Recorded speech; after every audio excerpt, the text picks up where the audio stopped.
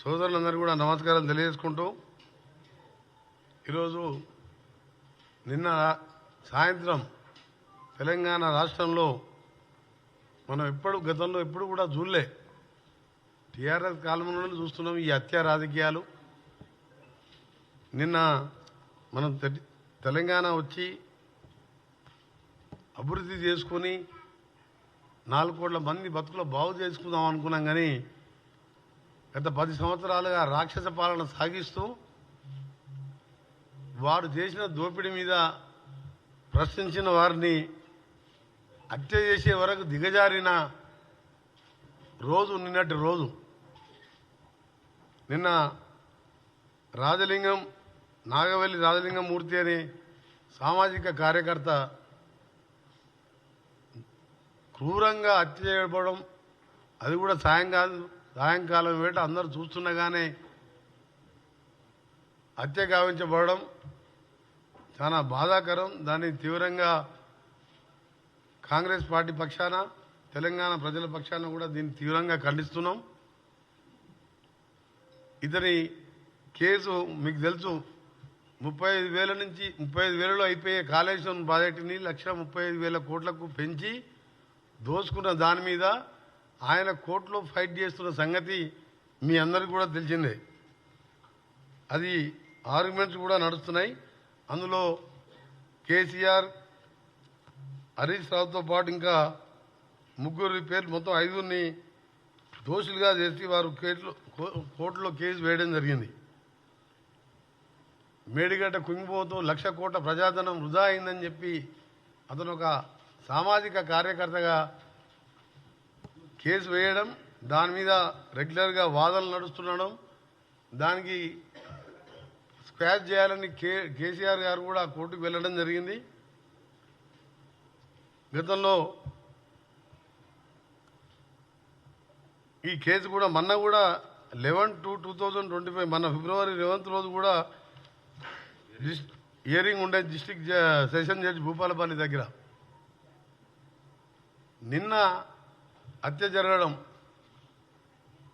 నిజంగా టీఆర్ఎస్ హత్య రాజకీయాలు, టీఆర్ఎస్ కుళ్ళు రాజకీయాలతో పాటు మా ప్రభుత్వం వచ్చిన 2-3 రోజులకెళ్ళే ఈ ప్రభుత్వం ఉండదు, ఈ ప్రభుత్వాన్ని అప్రతిష్ట పాలు చేసే కార్యక్రమం పెట్టుకొని ప్రతిపక్ష నాయకుడున్న పెద్ద మనిషి 10 ఏళ్ళు ముఖ్యమంత్రి ఉండి ఫామ్ హౌస్కి పరిమితమై కొడుకుని అల్లుని రోడ్ల మీద వదిలిపెట్టి 10 మంది చిల్లరగాలను వదిలిపెట్టి ప్రభుత్వం మీద లేనిపోని అభండాలు వేస్తూ, అవన్నీ ఒకవైపు.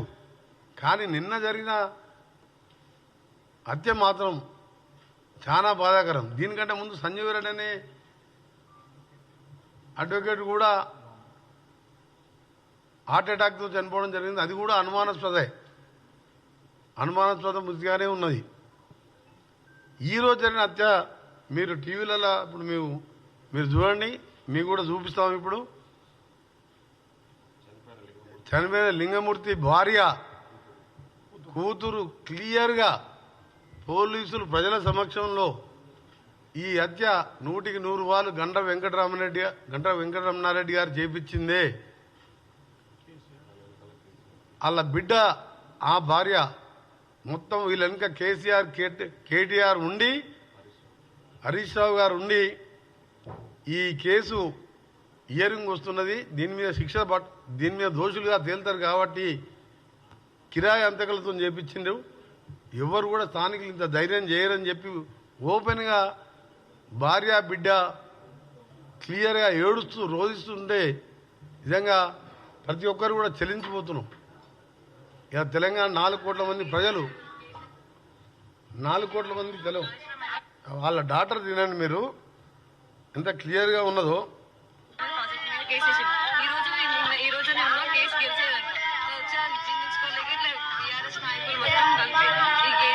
కేటీఆర్ కి పెట్టిన వీళ్ళ నుంచి గంట నుంచి ఇక్కడికి ఉండాలి, ఇక్కడ ఉన్న వాళ్ళకి సీన్ లేదు, వాళ్ళు ఇక్కడ పెట్టించి వాళ్ళంతా ఇట్లా చంపిస్తున్నారు.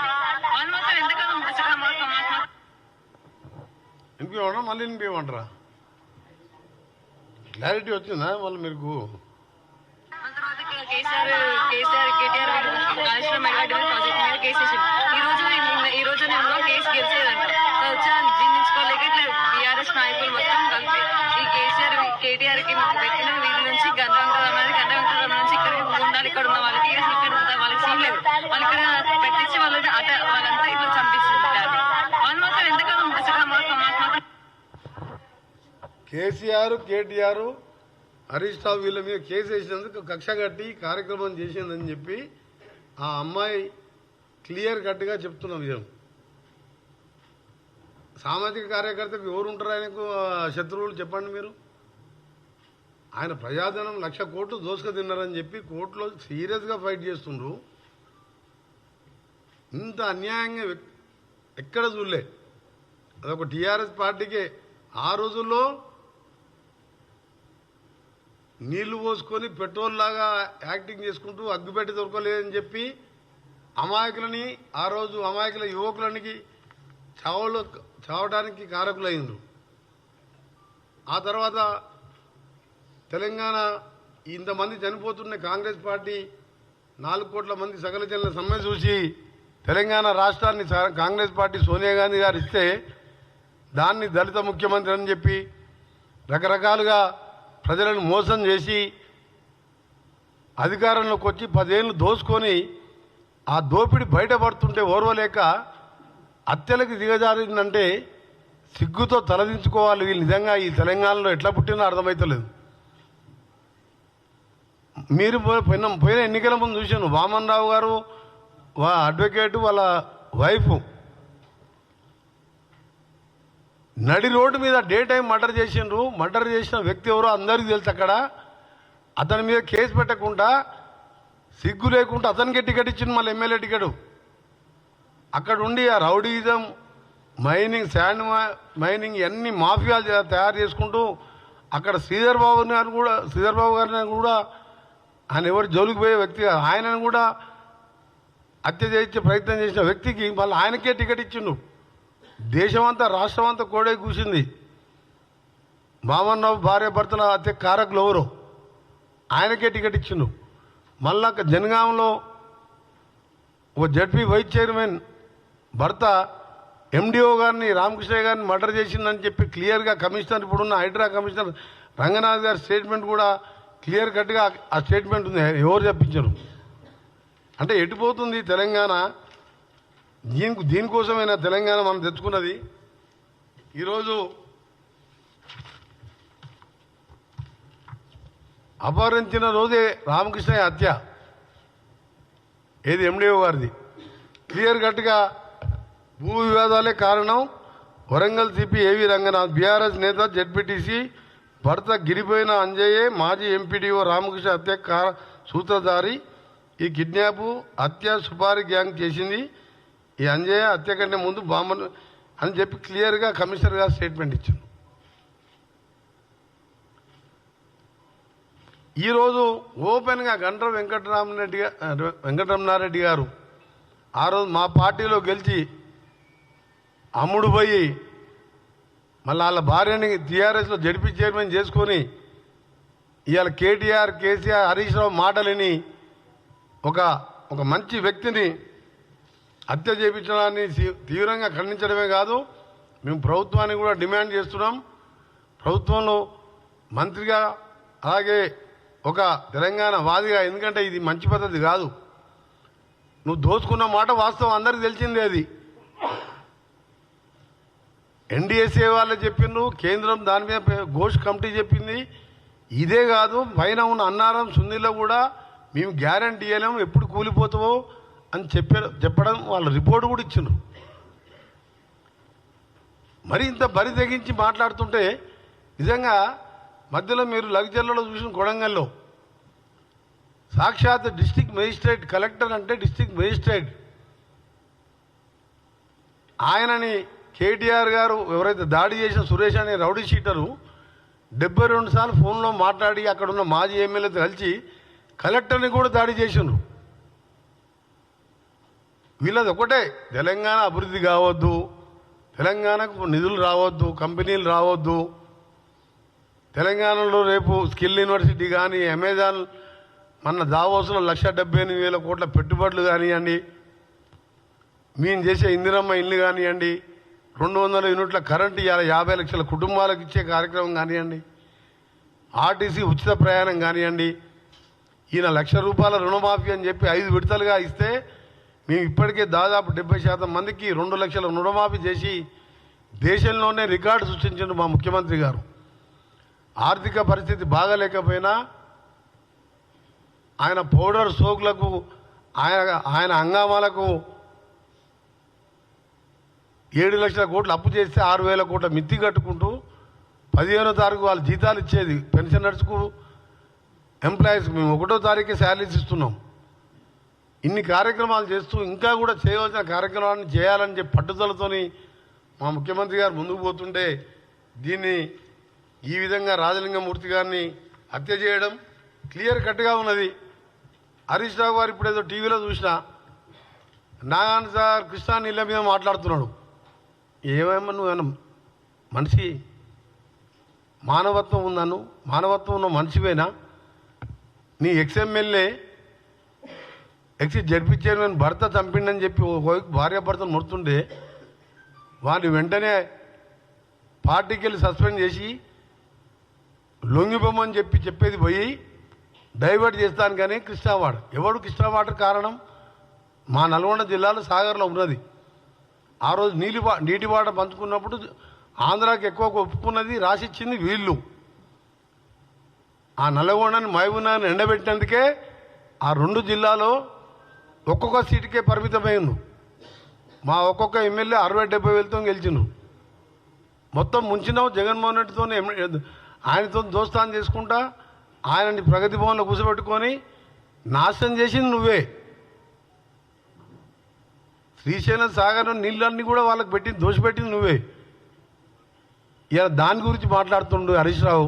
అంటే ఎటుపోతుంది ఇది ఈ తెలంగాణ ఈ టీఆర్ఎస్ నాయకులు? ఆ రోజు నువ్వు అగ్గిపెట్టి దొరకలే, పెట్రోల్ దొరికింది. కానీ ఆ రోజు అంతమందిని మా శ్రీకాంత్ చారణ ఎంతోమంది చంపినావు. ఇవాళ ప్రశ్నించినందుకు అవినీతి మీద ప్రశ్నిస్తే చంపేస్తావా? ఎంతమంది చంపుకుంటూ పోతారు మీరు? మీ గొర్రెల స్కామ్ కానీ అన్ని స్కామ్ అందరినీ చంపుతారా? మీ వాదన మీ చూస్తుంటే ఇవాళ భూపాలపల్లిలో జరిగిన సంఘటన స్వయంగా భర్త రాజలింగమూర్తి భర్త బిడ్డ చెప్పినాక ఇంతకంటేదేముంది? భార్య బిడ్డ అంత క్లియర్గా టీవీలో చెప్తుంటే కేసీఆర్ బయటకు వచ్చి మాట్లాడాలి కదా. ఒక నిమిషం చెప్తాను, నేను ఆడికి కూడా వస్తున్నా. ఆయన ఒక నెల కింద కేసీఆర్ కొడితే మామూలుగా ఉండదని అన్నాడు. నెల రోజుల కింద నేను ఆ రోజే చెప్పిన కొట్టడం అంటే ఏందో నువ్వు నాకు అర్థమైంది అని చెప్పి ఆ రోజు కూడా నేను ప్రెస్ మీడియం పెట్టినా. నువ్వు కొట్టాలంటే నీకంటే డబల్ ఉన్నాం మేము, కానీ మాకు అలాంటి అవసరం లేదు, మేము చెప్పిన పనులు చేసుకుంటూ పోతామని చెప్పిన. నిన్న వచ్చి కాంగ్రెస్ పార్టీ గ్రాఫ్ తగ్గిందంట. అసలు 15 నెలల ఓనుకన్నా కనబడ్డావా? ఎర్రవల్లి నీ గ్రామస్తులు నీ ఫామ్ హౌస్ ఉన్న పక్క ఊరోనికి అపాయింట్మెంట్ ఇచ్చినావా? నీకు కాంగ్రెస్ గ్రాఫ్ తగ్గింది ఎట్లా తెలుస్తుంది? ఏదైనా ఊరికి పోయినావా? ఏదైనా ఆర్టీసీ బస్ స్టాండ్కి పోయి అక్కా చెల్లెలను అడిగినావా? 2 లక్షల రుణమాఫీ తీసుకున్న రైతు దగ్గరికి పోయినావా? ఇవాళ నువ్వు ఆపేసిన ప్రాజెక్ట్ ఎస్ఎల్బిసి సొరంగం పాలమూరు ప్రాజెక్టులకు టెండర్లు పిలిచి 80% 70% మా ప్రభుత్వంలో పూర్తి ఆగిపోయిన పనులన్నీ కూడా పూర్తి చేసుకుంటూ కొడంగల్ లాంటి నారాయణపేట దేవరగా అలాంటి ప్రాంతాలకు నీళ్ళు ఇచ్చే కార్యక్రమం చేస్తూ ఆ ప్రాజెక్టుని మొదలు పెడుతున్నాం. నిరుద్యోగుల కోసం స్కిల్ యూనివర్సిటీ కాదు 56,000 చిన్న చిన్న కారణాలతో నువ్వే కోట్ల కేసులు వేయించి వాళ్ళకి అపాయింట్మెంట్ ఆర్డర్లు ఇవ్వకపోతే 12 నెలల కింద ఆర్డర్లు ఇచ్చి 1 సంవత్సరంకి వెళ్ళి జీతాలు ఎత్తుకుంటున్నావు, ఉద్యోగాలు చేస్తున్నావు. ఏమైనా అంటే అన్ని మేమే రెడీ చేసి పెట్టినాం, అన్నీ రెడీ చేసి పెడితే నీకు ఆర్డర్ ఇస్తానికే నీకు టైం లేదా? నీకు అప్పుడు అన్నీ సాల్వ్ చేసుకుంటూ ముందుకు పోతుంటే ఈ ప్రభుత్వాన్ని నిన్న ఆయన మాట్లాడుతూ గ్రాఫ్ తగ్గిందంట. గ్రాఫ్ తగ్గిందంటే ఏంది? ఇట్లా మర్డర్లు చేపించి ఇలాంటి హత్యా రాజకీయాలు చేపించుకుంటూ నీ కొడుకు నీ పేరు ఆ పేరు డైరెక్ట్ వాళ్ళ బిడ్డే చెప్తుంది కదా. ఇక చాలా అప్రూవ్ ఇంకేం కావాలి మీకు? అందుకనే మీ ఒకటే చాలా బాధ ఉదయంతో చెప్తున్నాం. మీ ఎమ్మెల్యేలను కానీ మినిస్టర్లను కానీ సామాన్య ప్రజలంతా కూడా ఇవాళ దాన్ని మీరందరూ కూడా చూసిండ్రు. ఈ పార్టీ మేము వచ్చినప్పటికెళ్ళి వచ్చిన రెండో రోజు మూడో రోజుకెళ్ళే మా మీద ఈ గవర్నమెంట్ ఉండదు ఈ గవర్నమెంట్ ఉండదు అంటే ప్రజా పోరాటాలు మా తప్పులు చూసి పోరాటం చేసి ప్రతిపక్ష నాయకుడు అసెంబ్లీకి వస్తాడేమో అనుకున్నాం. ఒక్కసారి అసెంబ్లీకి రాలే, ఫామ్ హౌస్లో ఒకసారి నిన్న ఒకసారి కనబడ్డాడు.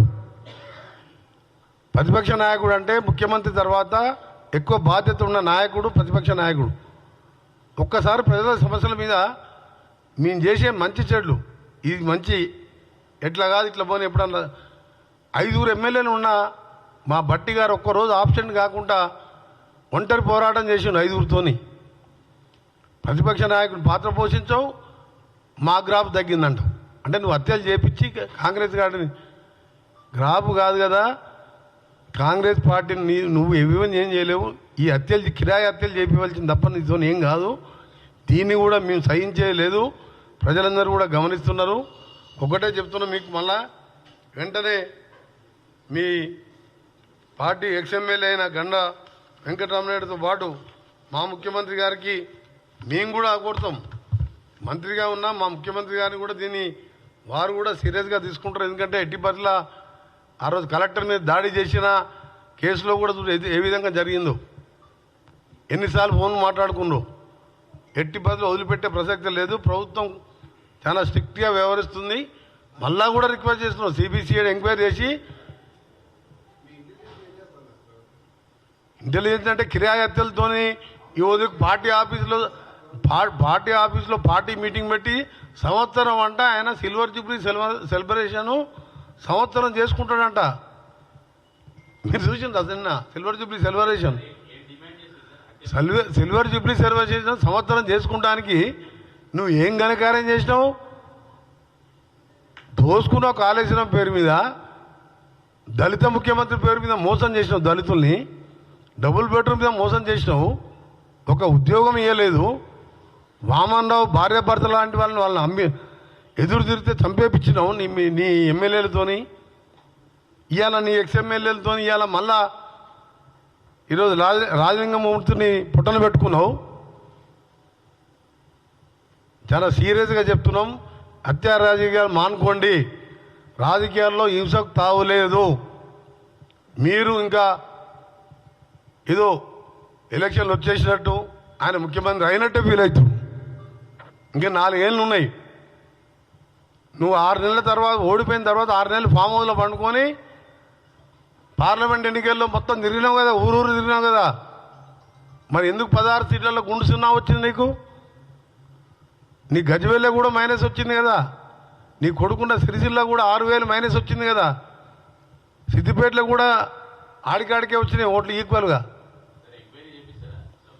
ఎంక్వైరీ చేయాలి. సిబిసిఐడి ఎంక్వైరీతో పాటు 24 అవర్స్లోనే క్లియర్గా నిందితులని వాళ్ళ భార్యనే అందరి ప్రజల ముందర వేలాది మంది సమక్షంలో చెప్పింది కాబట్టి ఇమీడియట్గా అరెస్ట్ చేయాలనే మా డిమాండ్తో పాటు కేసీఆర్కి చెప్తున్నాం, నువ్వు చరిత్ర ఈనుగా మిగిలిపోతావు.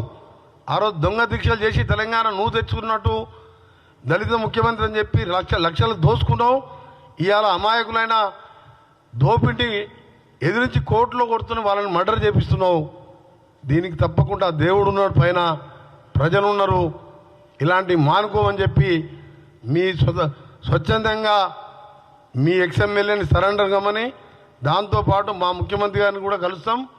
మా ముఖ్యమంత్రి గారు ఆల్రెడీ దీన్ని ఇంటెలిజెన్స్ కానీ పోలీసు వాళ్ళు చట్టం దాని పని దాన్ని చేసుకుంటుంది.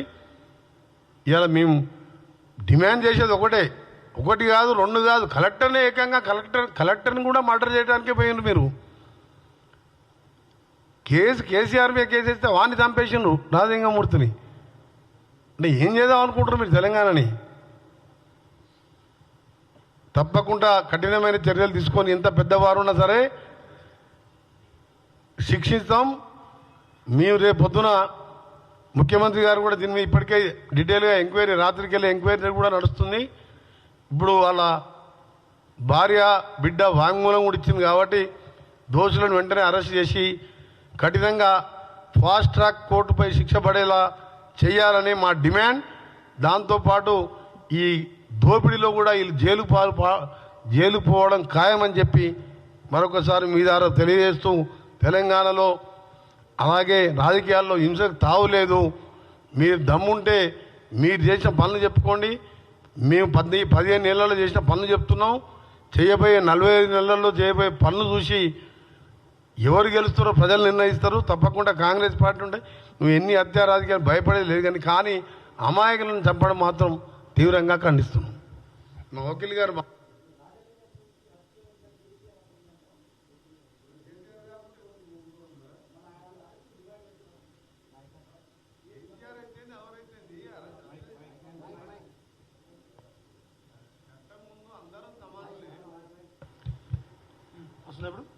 కేసీఆర్, కేటీఆర్, హరీష్ రావు, గండ్ర వెంకటరామరెడ్డి పేరు తీసుకున్నాడు. వాళ్ళని అరెస్ట్ చేయాలని డిమాండ్ చేస్తున్నాం.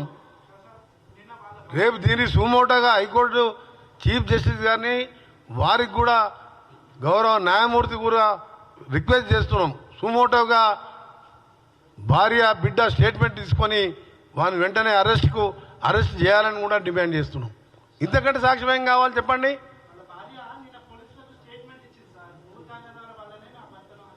ఇప్పుడు టీవీ చూడరాదు, లైవ్ టీవీ అన్ని టీవీలలో వస్తుంది.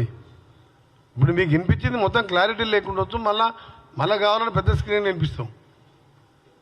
ఇప్పుడు జరగంగానే ఏమన్నా తెలుసా, అలా బిడ్డ ఏమంటుంది, స్థానికంగా ఉండే ఎవరు కూడా ఇంత ధైర్యం చేయరు, బయటికి వెళ్ళి కిరాయి మూటను తీసుకొని హత్య చేయించిందని క్లియర్ కట్గా వాళ్ళ డాటర్ చెప్పింది, వాళ్ళ భార్య చెప్పింది.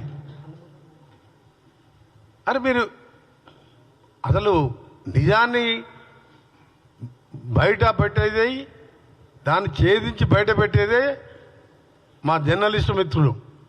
మీరు ఎంక్వైరీ చేసుకోండి సాయంత్రం లోపల. అక్కడ మీ రిపోర్టర్కి చెప్పండి, అలా భార్య బిడ్డలతో ఇంటర్వ్యూ తీసుకోండి.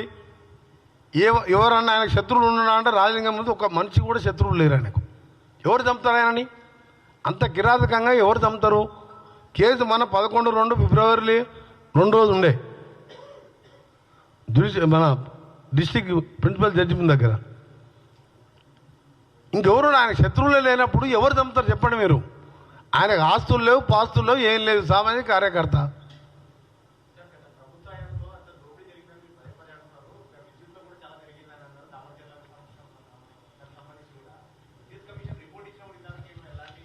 ఇప్పుడు మనం రాజలింగమూర్తి దారుణ హత్య మీద మాట్లాడుతున్నాము. ఇప్పుడు నేను మాట్లాడినాం అనుకో, నువ్వు అడిగిన దానికి సమాధానం చెప్తే కృష్ణా వాటరు దోసిపెట్టిందే జగన్కు. ఇద్దరు కలిసి దోసుకొని డబ్బులలో కానీ దాంట్లో కానీ ప్రగతి భవన్లు తీసుకొచ్చి ఆయనకు భోజనాలు పెట్టి 88,000 క్యూసెక్లకు పెంచి పాలమూరుని ఎండబెట్టి కాళేశ్వరం కానీ ముందు పాలమూరుకు శంకుస్థాపన చేస్తావు. పాలమూరు పుణ్యమాని 10,000తో ఎంపీ గెలిచి నీ బతుకు ఆడించి లేకపోతే పోయి జీతం ఉంటుండే, వ్యవసాయం చేసుకుంటుండే, 4 ఎకరాలు ఉండే, తర్వాత 600 ఎకరాలు ఉన్నాడు ఫామ్ హౌస్. అటువంటి పాలమూరుని మర్చిపోయి కమిషన్లు వస్తానికి లిఫ్ట్ మీద లిఫ్ట్. ఎవరన్నా పైన తుమ్మిడేటి దగ్గర కడితే గ్రావిటీతో కిందకు వస్తాయి. పొరపాటు మూడోసారికి ఇట్లా అయ్యి ఉంటే పోలవరం కింద ఇంకో బ్యారేజీలు కట్టి 3 లిఫ్ట్ పెడుతున్నాం, మళ్ళీ 5 లక్షలు అప్పు చేసి. ఎవడైనా తెలివిన ఇంజనీరు పైన ఉన్న దాన్ని 140 కాకుండా 150 తగ్గించుకోవాలనే గ్రావిటీ తీసుకుంటే దాని 1,10,000 ఎకరానికి కరెంట్ బిల్లు వస్తుంది. మొత్తం మెయింటెనెన్స్ 1,00,000 ఒక ఎకరం మీద రైతుకి ఎంత మిగులుతుంది చెప్పండి? ఏ బుద్ధి ఉన్నవాడని చేస్తారా? ఏ బుద్ధి ఉన్న ముఖ్యమంత్రి? నేనే చీఫ్ ఇంజనీర్ని, నేనే సీఎంని, నేనే అప్పుడు చెప్పింది కదా, ఇప్పుడు ఎందుకు చెప్తలేవు మరి?